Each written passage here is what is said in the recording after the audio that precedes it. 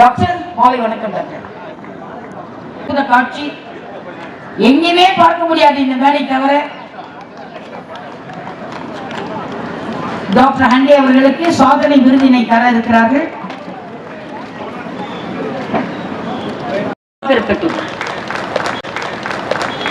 மேடையில் இருக்கக்கூடிய நல்ல அறிஞர், நல்ல உள்ளம், மாமேதை புகைப்படத்தை, நிழற் படத்தை அதில் வைத்து அகவை 90 என்று மிக மிக அறிந்திருக்கிறார்கள். அவர்கள் கொடுத்திருக்கிற இந்த அற்புத அன்பு பரிசு அவருடைய மன மகிழ்ச்சியையும் நெகிழ்ச்சியையும் காட்டுகிற காட்சியை காணலாம். அருமை அருமை. சாதனையாளர் விருதினை அண்ணாச்சி அவர்களின் பொற்கரத்தால் 99 அகவை நிறைவுற்ற அற்புத மாமனிதனுக்கு இப்பொழுது சிறப்பு செய்யப்படுகிறது. நம்முடைய வணக்கத்திற்குரிய இளம் தொழிலதிபர் ஐயா திரு ராஜாதாஸ் அவர்கள் மங்கள பொன்னாடை அணிவித்து மகிழ்கிறார்.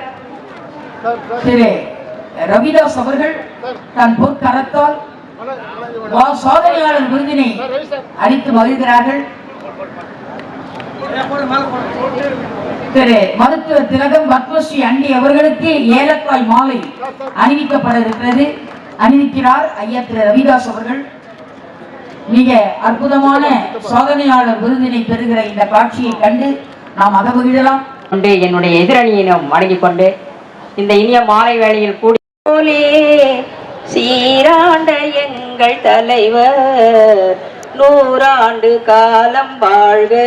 மதிப்பிற்குரிய எனது சகோதரர் விஜி சந்தோஷம் அவர்களுக்கு நான் இன்றைய தினம் அவரை மரியாதை செய்ய வேண்டும், அவரை வாழ்த்த வேண்டும். அவர் நமக்கு சுதந்திரம் கிடைப்பதற்கு முன்பாக 1936ஆம் ஆண்டு கரெக்டா ஆகஸ்ட் 15, அது எப்படி ஆகஸ்ட் 15 அவர் அந்த பெற்றோர்கள் அதை தேர்ந்தெடுத்தார் என்பது ரொம்ப ஆச்சரியமாக இருக்கிறது. எல்லாரும் அதற்காக ஆகஸ்ட் 15ஆம் தேதி அவருடைய பிறந்த நாள் என்பது ஒரு பெரிய விஷயமாக இருக்கிறது. அதுக்கு நீங்கள் அத்தனை பேரும் கரகோஷங்கள் எழுப்பி அவரை வாழ்த்த வேண்டும் என்று கேட்டுக்கொள்ளுங்கள். இன்று தமிழ் மொழியில மிக முக்கியமாக திருவள்ளுவர் அவருடைய வாசகம் இந்த 1330 அந்த குறள்கள் அவர் எழுதி, தமிழ் என்றால் திருவள்ளுவர், கம்பனும் இருக்கிறார். கம்பராமாயணத்தை நான் ஆங்கிலத்தில் மொழிபெயர்த்திருக்கின்றேன், அது வேறு விஷயம்.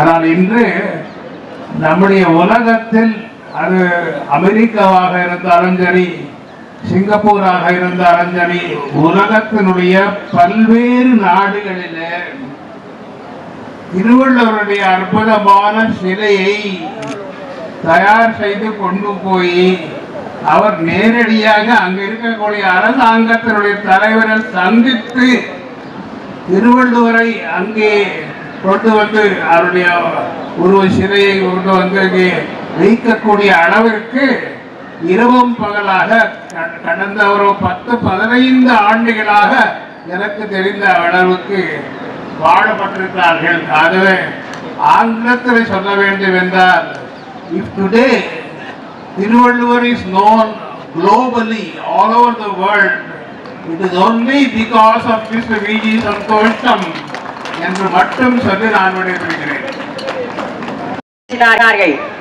தாயை போற்றுகின்றவன் தரணியெல்லாம் போற்றப்படுவான்.